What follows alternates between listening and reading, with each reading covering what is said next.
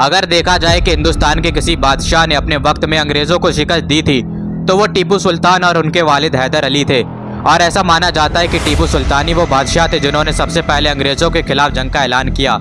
लेकिन अगर मैं आपसे कहूं कि ये गलत है और टीपू सुल्तान से पहले भी एक ऐसा हुक्मरान था जिसने न सिर्फ अंग्रेजों का सामना किया था बल्कि अंग्रेजों को शिकस्त भी दी थी।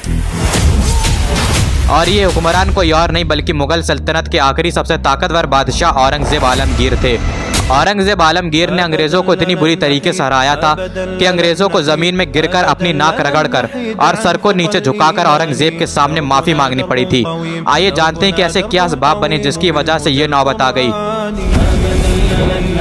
हिंदुस्तान में तकरीबन 200 सालों तक अंग्रेजों हुकूमत को कायम रखने वाली ईस्ट इंडिया कंपनी फतह पर फतह हासिल करती चली गई और तारीख में ऐसा पहली बार हो रहा था कि कोई कंपनी किसी मुल्क पर हुकूमत कर रही हो। लेकिन इस सफर के दौरान एक मोड़ पर उन्हें ऐसा झटका भी मिला था कि अगर उससे इन्हें राहत न मिलती तो आज कंपनी का वजूद तक हिंदुस्तान में न मिलता। बाद में कंपनी ने अपने सर से शर्मनाक हार का दाग हटाने की पूरी कोशिश की और इसी वजह से आज तक कोई भी जंग के बारे में जानता भी नहीं है। बहुत कम लोग हैं जो जानते हैं और बहुत कम लोग हैं जो जानते हैं कि सिराजुद्दौला और टीपू सुल्तान पर जीत हासिल करने से पहले अंग्रेजों ने मुगल बादशाह औरंगजेब आलमगीर से भी जंग करी थी।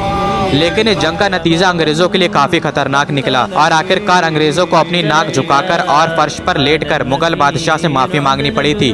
दोस्तों, ये दास्तान कुछ इस तरह से है कि ईस्ट इंडिया कंपनी की नींव रखने के बाद हिंदुस्तान के कई इलाकों में ईस्ट इंडिया कंपनी ने अपनी फैक्ट्रियां लगाना शुरू कर दी और अपनी तिजारत को बढ़ावा देने लगी, जिनमें मशहूर इलाके सूरत, मुसल्लीपट्टम, मुंबई और हुगली थे। उस दौर में अंग्रेज हिंदुस्तान से रेशम और कई तरह के कपड़े ले जाया करते थे और खास तौर पर उस वक्त बंगाल के ढाका का मलमल की ब्रिटेन में ज्यादा मांग थी। अंग्रेजों की तिजारत पर उस वक्त कोई भी टैक्स नहीं लगाया जाता था, बल्कि अंग्रेजों का जो भी सामान हुआ करता था उसका 3.5% उनसे वसूल कर लिया जाता था। सिर्फ अंग्रेजी नहीं, उस वक्त डच, पुर्तगाली और कई तरह के तिजारत करने वाली यूरोपीय भी थे। उन्होंने मुगल अधिकारियों से मिलकर वो सारी परमिशन अपने पास ले ली जो अंग्रेजों के पास थी और अंग्रेजों को ये बर्दाश्त नहीं हुआ कि उनकी तिजारत में कोई और भी हिस्सेदार बने।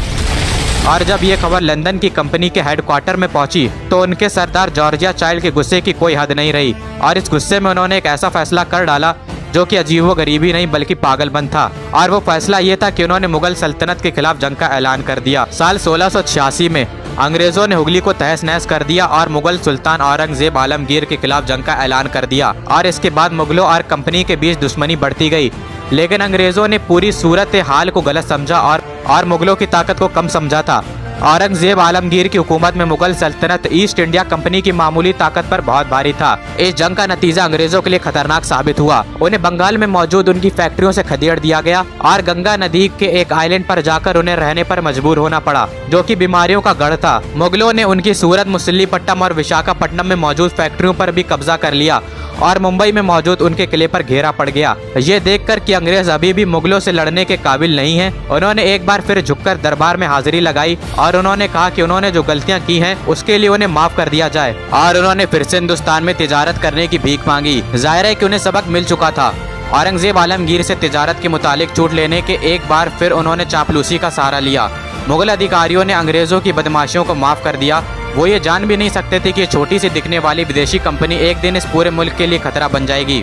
इसी वजह से उन्होंने ये मान लिया कि कंपनी के जरिए की जा रही तिजारत से हिंदुस्तानी दस्तकारों और तिजारतकारों को मुनाफा होता है और इससे सरकारी खजाने की आमदनी भी बढ़ती है।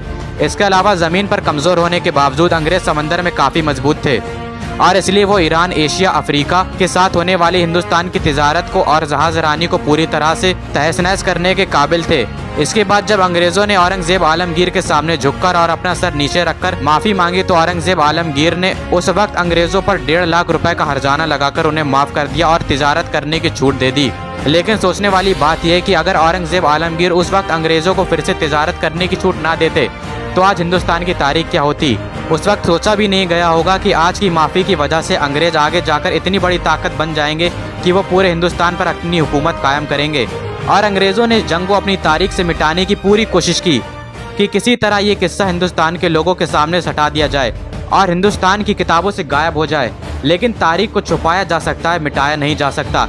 ये तो उनकी तारीख है कि उन्होंने झुककर अपना सर नीचे जमीन में रखकर एक हिंदुस्तान के बादशाह से माफी मांगी थी।